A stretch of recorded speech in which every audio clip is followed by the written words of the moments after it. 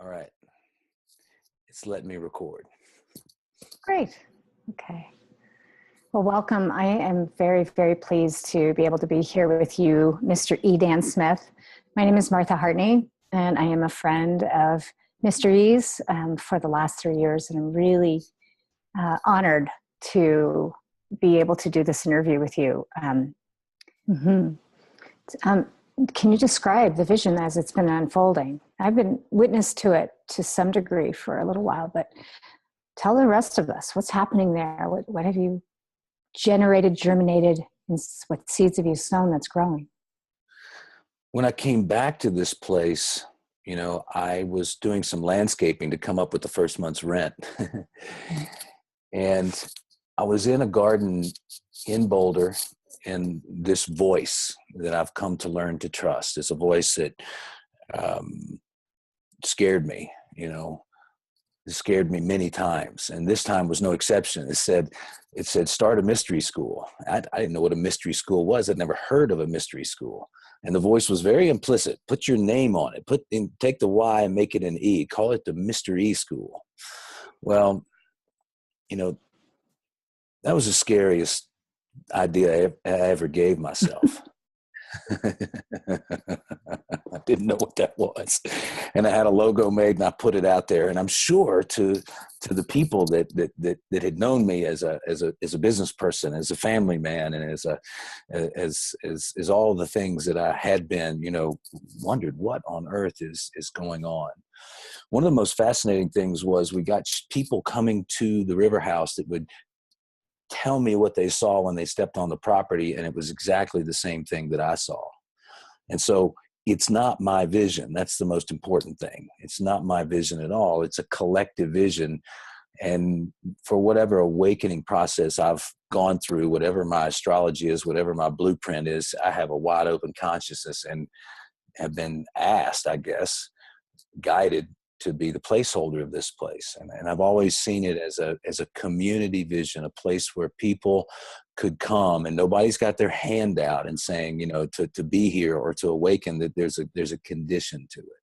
There's always a place where people can come and do yoga, come and sit and do some meditation, have a conscious conversation with somebody. And most importantly, Martha, a place where they feel comfortable enough to reveal themselves and let these guttural feelings and emotions and things come out of them.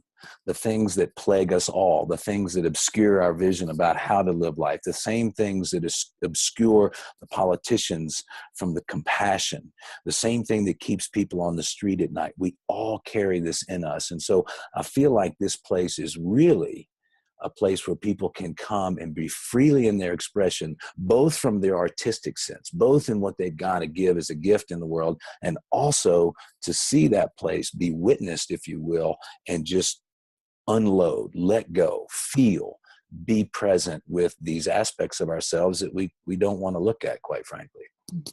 Right.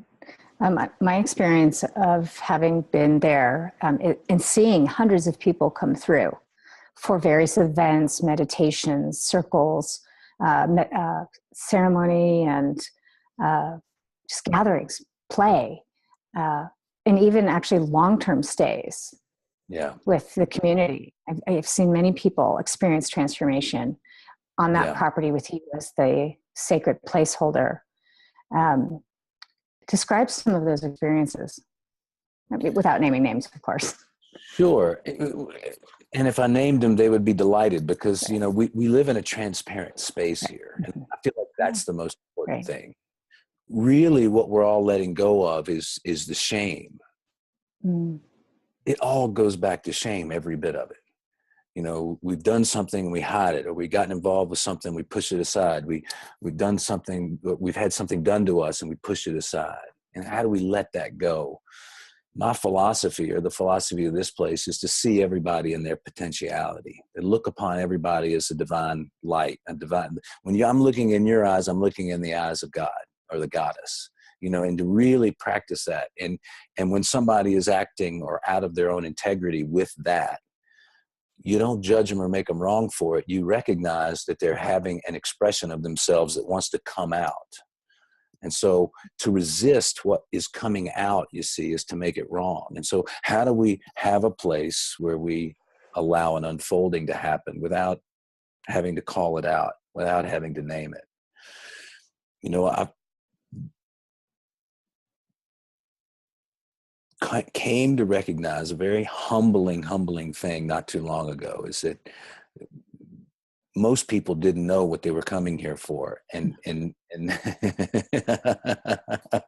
I started to see that even the people that wanted to come put a ceremony on here and were looking to rent space, even the people that came here for Airbnb were actually drawn by the vibration of the land because it was time for them to have a next level of their own personal awakening. Mm-hmm.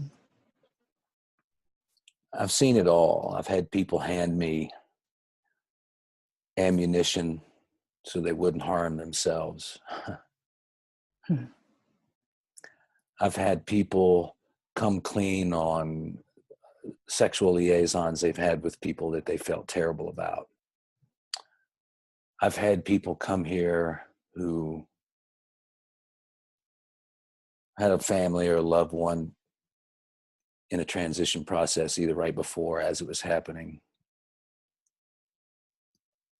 I've had communication with the people in transition and had messages for the people that were coming to see me. They didn't know why they were coming to see me. For me, the most beautiful thing in the world is when somebody comes to a recognition that they don't have to act a certain way or carry a certain character around anymore of the bully or the narcissist or the victim, the perpetrator. And they go without any shame at all. And they just lay it down. And that's happened over and over and over and over. You know, I've had people with horrendous addiction show up and pull every stunt in the wall to get alcohol on the property without me knowing.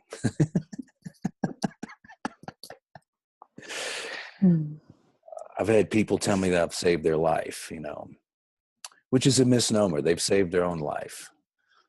So I feel like this place is a place in its highest potentiality, and it wavers. We have a wave that we go on where we're working through our stuff, and then we're in an enlightened state, and then we come back down. And I feel like that's the play of life unto itself.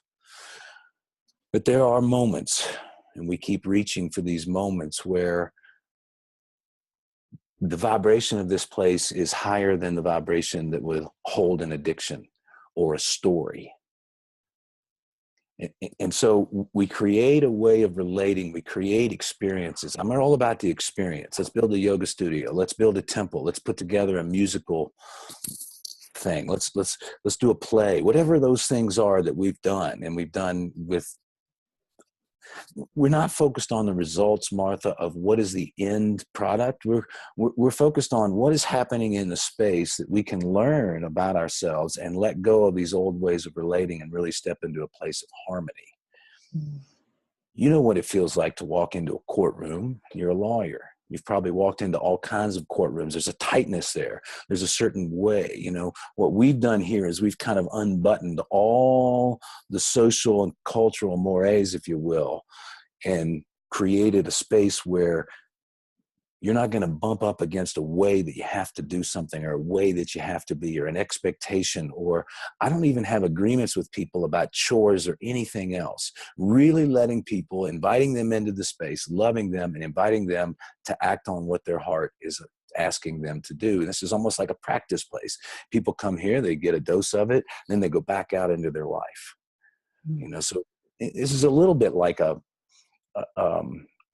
place for conscious entrepreneurs, if you will. You know, how do I get my message out? How do I get my gift and pull it out? And our mission is a tribe of life artists, seeing everybody in their potentiality so everybody's gift emerges.